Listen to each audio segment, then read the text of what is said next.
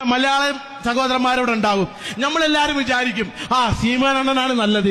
വെള്ളപ്പോലും കേൾക്കാറുണ്ട് സീമാനണ്ണന്റെ വർത്താനം, സീമാനണ്ണൻ ബെസ്റ്റാ, എല്ലാം ശരിയാണ്. പക്ഷെ നമ്മളുടെ ഉള്ളിലൊരു പേടി, സീമാനണ്ണൻ വന്നാൽ ഇവർ നമ്മളെ പുറത്താക്കുവോ, മലയാളികളെ പുറത്താക്കുവോ, കന്നഡമാരെ പുറത്താക്കുവോ എന്നുള്ള പേടിയുണ്ട്. ആ പേടി എന്തിനാ മലയാളികൾക്ക്?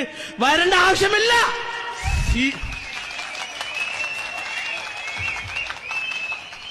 സീമാനണ്ണൻ പറയുന്നത് എന്താ വെച്ചാ, ഏക മലയാളികളായിക്കോട്ടെ, കന്നഡരായിക്കോട്ടെ, തെലുങ്കരായിക്കോട്ടെ, നിങ്ങളെല്ലാവരും ആദിത്തമിഴരാണ്.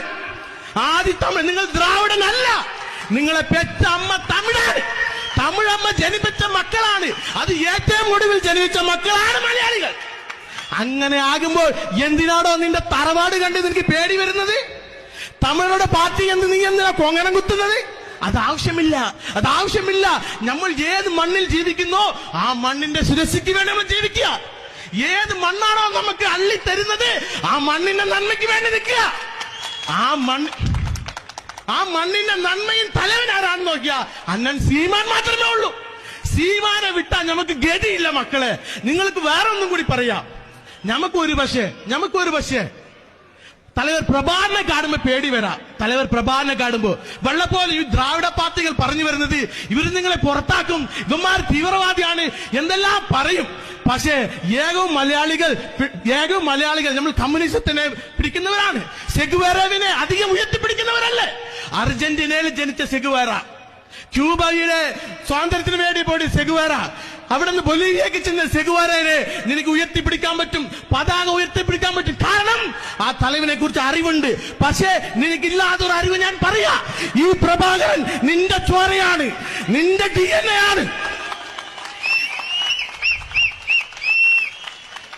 ഈ പ്രഭാകരൻ നിന്റെ തറവാട്ടിൽ ജനിച്ചവനാണ്.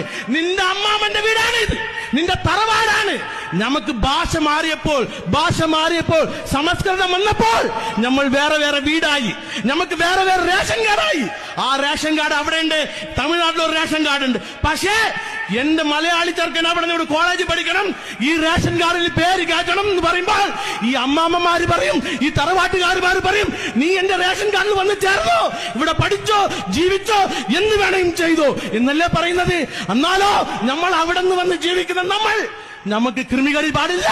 ഈ റേഷൻ കാർഡിലെ ഇതിന്റെ കുടുംബ തലവൻ ഈ തമിഴ്നാട്ടിന്റെ ഭരിക്കുന്നവനായിരിക്കണം, നിന്റെ അമ്മാമ്മന്റെ വീട്ടുകാരനായിരിക്കണം, നിന്റെ തറവാട്ടിന്റെ വീട്ടുകാരനായിരിക്കണം. അല്ലാതെ ഞാൻ അവിടെ നിന്ന് വരണമെന്ന് വിചാരിക്കുന്നത് തന്നെ എത്ര മോശമാണ്, എത്ര കേവലമാണ്. അതാണ് ചെയ്യുന്നത് വടുക തെലുങ്കന്മാർ. അതിന് മറുപടി കൊടുക്കണം മലയാളികൾ. തമിഴമ്മ പ്രസവിച്ച, ഏറ്റവും ഒടുവിൽ പ്രസവിച്ച കുട്ടികളാണ് മലയാളികൾ എന്ന് പറയുമ്പോൾ നിങ്ങൾക്ക് അതിനുള്ള അറിവ് വേണം. ഞാൻ ആദി തമിഴാണ്, എന്റെ മാതൃഭാഷ മലയാളമാണെങ്കിലും എന്റെ ഗ്രാൻഡ് മദർ ഭാഷ തമിഴാണെന്ന് പറയണം.